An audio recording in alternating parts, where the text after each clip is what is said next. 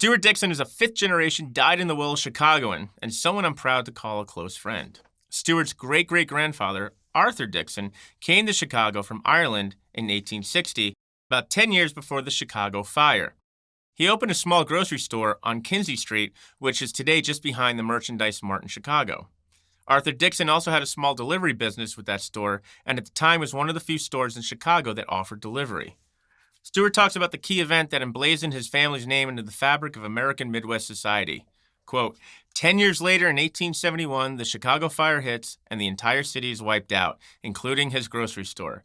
And he decides to take inventory of what's left after the fire, which is about 60 horses that my great-great-grandfather owned in a stable on the west side. And this would become the Dixon Transfer Company that moved many of the goods and services around the city just after the fire. Quote, William Butler Ogden, Chicago's first mayor, appointed Stuart's great-great-grandfather to be the transportation and logistics officer for the city of Chicago to help rebuild the city.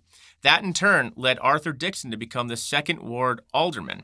He was chartered not only to manage the logistics and transportation of goods, services, and supplies that were coming into Chicago to rebuild the city, but he also chartered to rebuild all the public schools in Chicago. Today, the Arthur Dixon Elementary School in Chicago's South Side pay tribute to the work and accomplishments of this great businessman.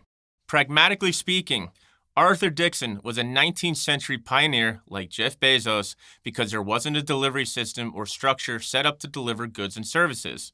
What Arthur Dixon created became the template for Montgomery Ward, Marshall Field's, Sears Roebuck's, and all the other big department stores that started in the 1920s and 30s.